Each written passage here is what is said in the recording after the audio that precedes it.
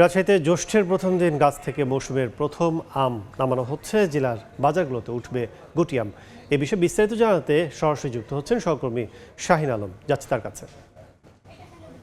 সারা দেশেই রাজশাহীর আমের বিশেষ সুখ্যাতি রয়েছে এবং মৌসুমের শুরুতেই রাজশাহীর কোন আম কবে নামবে এটি জানার বিষয়ে মানুষের বেশ আগ্রহ থাকে এবং এই সময়সীমাটি নির্ধারণ করে দেয় রাজশাহী জেলা প্রশাসন। তার একটি ম্যাঙ্গো ক্যালেন্ডার প্রকাশ করেন। এই ম্যাঙ্গো ক্যালেন্ডার অনুযায়ী কিন্তু রাজশাহী যারা আম বাগানি রয়েছেন এবং আম চাষিরা রয়েছেন এই ম্যাঙ্গো ক্যালেন্ডার অনুযায়ী আম নামান।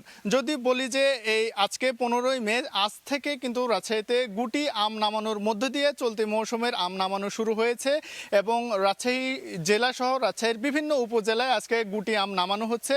গুটি আম এমন একটি আম যেটি কিছুটা টক মিষ্টি জাতীয়। এই আম নামানোর মধ্য দিয়ে এই মৌসুমের আম নামানো শুরু হয়ে গেছে এবং ম্যাঙ্গো ক্যালেন্ডার অনুযায়ী আগামী 20 মে থেকে গোপালভোগ আম নামবে এবং তারপরে 30 মে থেকে হিমসাগর, এরপরে ধাপে ধাপে অন্যান্য যে আম রয়েছে সে আমগুলো নামবে এবং জেলা প্রশাসন যেটি বলে দিয়েছে যে এই যে ম্যাঙ্গো ক্যালেন্ডার অনুযায়ী যেন আমগুলো হারভেস্ট করা হয় সেই ধরনের নির্দেশনা কিন্তু তারা দিয়ে রেখেছে এবং রাজশাহীর যে আমের বেশি সুখ্যাতি রয়েছে সেটি হচ্ছে হিমসাগর এবং ল্যাংড়া আম।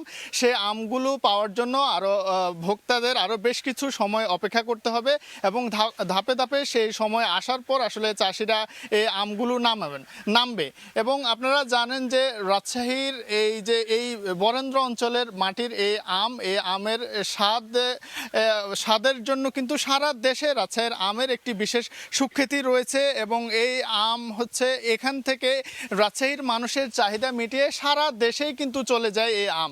তো এ ছিল রাজশাহী থেকে যে গুটি আম নামাচ্ছে তার একটি বাগান থেকে তার সর্বশেষ খবর।